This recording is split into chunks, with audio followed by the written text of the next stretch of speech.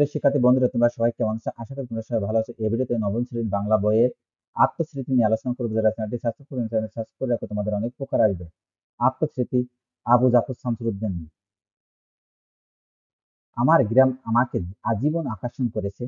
বাংলাদেশ চিরহরিতের দেশ, তবু মনে হয় আমার গ্রামের গাছপালা লতাপাতার মধ্যে কোথাও যেন আলাদা বৈশিষ্ট্য আছে। বাকিটা অবশ্যই তোমরা মনোযোগ করে পড়লে নিজেরা বুঝতে পারবে।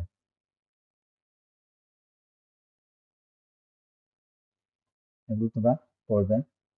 এখানে শব্দের অর্থ আছে, এই শব্দের অর্থগুলো তোমরা পড়লে বুঝতে পারবে। পড়ে কি বুঝলা? আতশী রচনার ভিত্তিতে নিচে কয়েকটি প্রশ্ন দেওয়া আছে। তোমার একজন সহপাঠীর সাথে এগুলো নিয়ে আলোচনা করো এবং সংক্ষেপে উত্তর তৈরি করো। এই রচনায় কোন সময় তথ্য পাওয়া যায়? আমি এখন এর উত্তর চলে যাচ্ছি। এই সময় কোন তথ্য পাওয়া যায়? দেখো এখানে উত্তর রয়েছে, তোমরা এটা পড়লে বুঝতে পারবে। দ্বিতীয় নম্বরে দেখো, গ্রামের প্রকৃতি বর্ণনার মধ্যে দিয়ে লেখকের কোনো মনোভাব প্রকাশ পেয়েছে?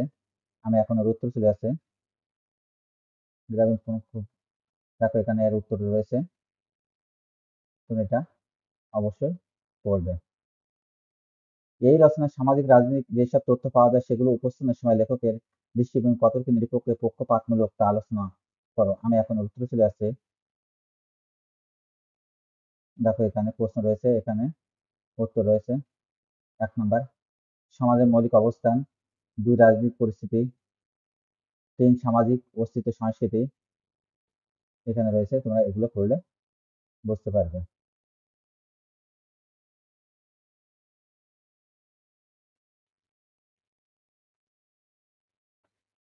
আত্মস্মৃতি শিরোনামের লেখাটিকে কেন অভিজ্ঞতা ভিত্তিক তথ্যমূলক রচনা বলা হয়? তোমার উত্তরের পক্ষে যুক্তি দাও। আমি এখন এর উত্তরে চলে আসছি।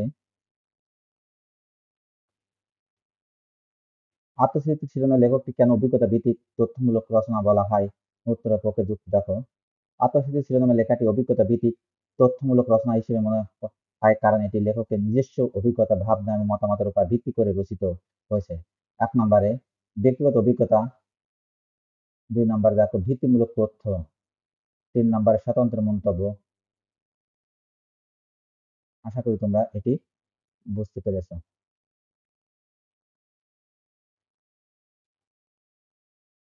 তাহলে আজ এই পর্যন্ত। Thank you everyone.